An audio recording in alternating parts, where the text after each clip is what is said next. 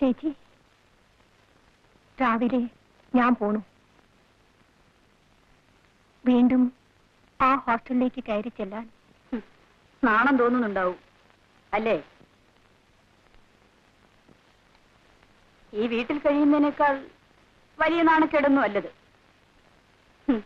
അനിയത്തിയെ കാണാനാണെന്നും പറഞ്ഞ് ചേട്ടന് വീണ്ടും ഹോസ്റ്റലിൽ വരാമല്ലോ അല്ലേ? ചേച്ചി,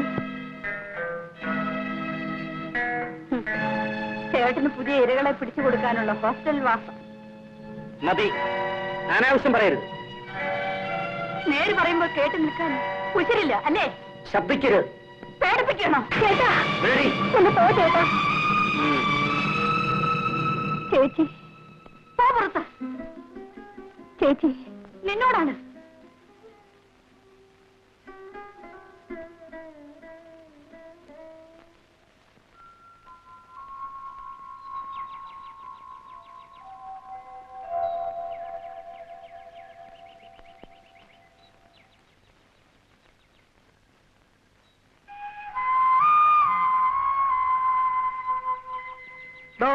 കുട്ടിയുടെ പെട്ടിയും കിടക്കൊക്കെ വെച്ചിട്ടുണ്ടോ?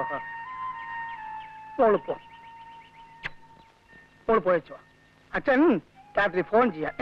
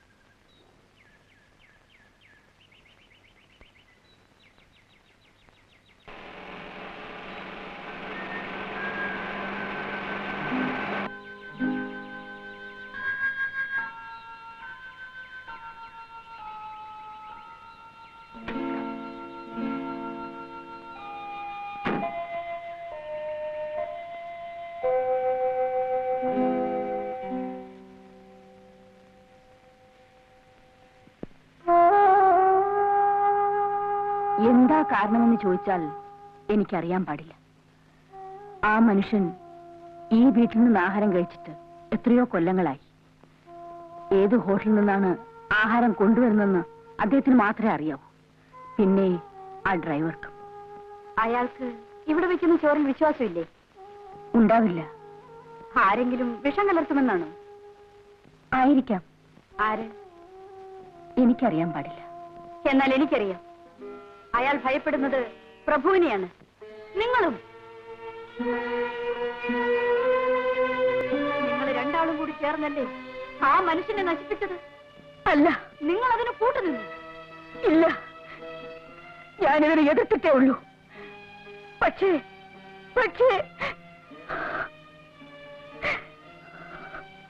ഞാൻ നിസ്സഹായായിരുന്നു കുട്ടി. ഞാൻ മനസ്സിലായില്ല. ഭർത്താവ് മരിച്ചതോടുകൂടി എനിക്ക് ആരും ഇല്ലാതെയായി. എനിക്ക് അയാളെ പേടിയായിരുന്നു. അതയാൾ മുതലെടുത്തു. അയാൾക്ക് വേണ്ടിയിരുന്നത് സ്വത്ത് മാത്രമായിരുന്നു. അതെനിക്ക് അന്ന് മനസ്സിലായിരുന്നില്ല. നീലിമ ജനിച്ചതോടുകൂടി അതെനിക്ക് വ്യക്തമായി. പിന്നെ അയാളുടെ ഭയം എന്റെ മോനെ ആയിരുന്നു. അയാൾ അവനെ തളർത്തി നേരെ നിന്ന് ചോദിക്കാൻ കരുത്തില്ലാത്തവനാക്കി. പണം വാരി കോരിക്കൊടുത്ത് അവനെ വഴിതിരിച്ചു വിട്ടു. കുഞ്ഞ് പാല്. കുഞ്ഞ് നല്ലവണ്ണം പഠിക്കണം കേട്ടോ. മോനെ, ടെക്സ്റ്റ് ബുക്കുകൾ മാത്രം വായിച്ച് പഠിച്ചതുകൊണ്ട് മനുഷ്യന് അറിവ് കിട്ടിയില്ല. എന്താണ് നോക്കിക്കൊണ്ട് നിൽക്കുന്നത്?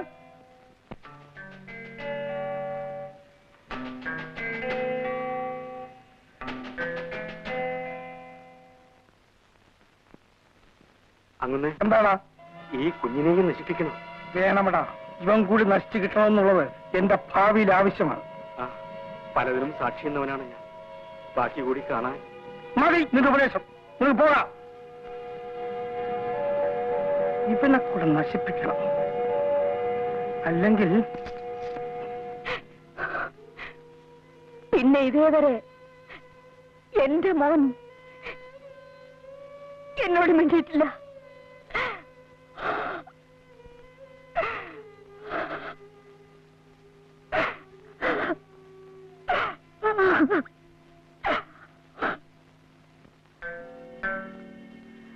അന്നേ പിന്നെ ഇന്നേ തീയതി വരെ ടാക്സി ഇറക്കിയിട്ടില്ല. പിള്ളേരും കെട്ടിയോളും പട്ടിണിയും. നീ ധൈര്യമായി ടാക്സി ഇറക്കണം. അയ്യോ, പിടിച്ചാലോ? എല്ലാം പറഞ്ഞു കൊടുത്തേ കെട്ടണോ?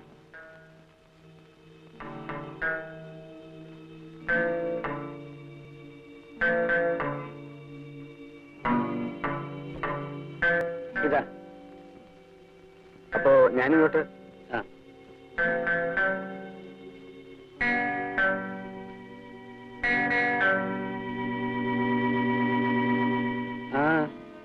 എന്താ?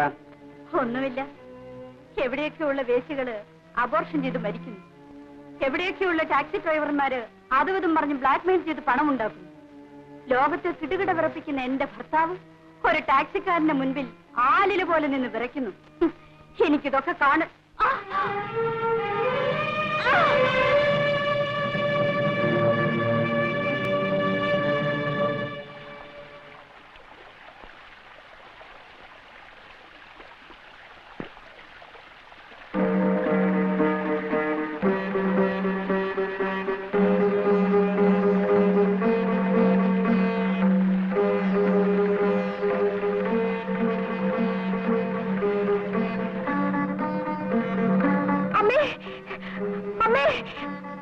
അയ്യോ, അമ്മേ, അമ്മേ, അമ്മേ, എന്ത് പറ്റി അമ്മേ? അമ്മേ, അയ്യോ, എന്ത് പറ്റി? എന്തോ ഒരു ശബ്ദം കേട്ട് ഞാൻ ഓടി വന്ന് നോക്കുമ്പോ അമ്മ ഈ കിടപ്പ. മിണ്ടാട്ടോ ഇല്ല, അനക്കോ ഇല്ല. അയ്യോ, അമ്മേ, അമ്മേ.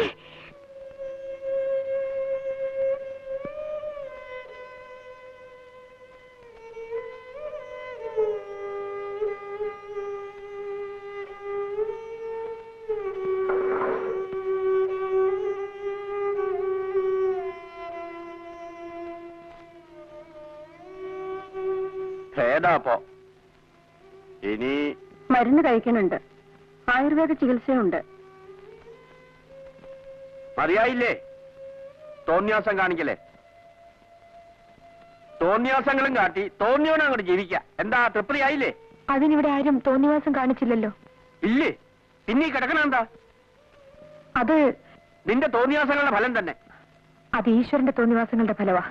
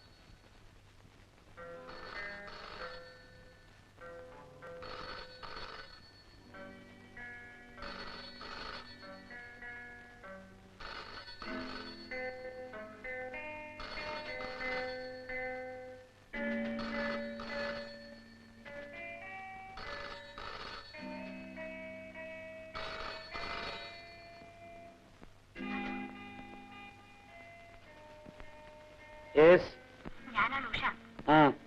ഇന്ന് വരാമെന്ന് പറഞ്ഞിട്ട് വരാം. ഇപ്പൊ തന്നെ വരാം. എങ്ങോട്ടാണ്? ഏത് വേശി വിളിച്ചിട്ടാണ് ഈ നേരത്ത്? തുടരുത് തന്നെ. പിശാചേ. ഇടിയൻ.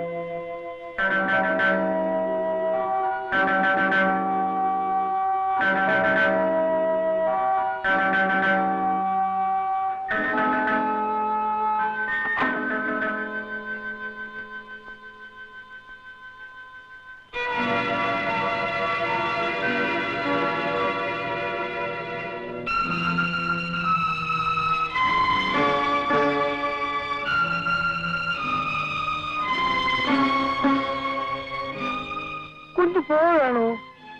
ഞാൻ അവിടെ വന്ന് കണ്ടോളാം. പട്ടി.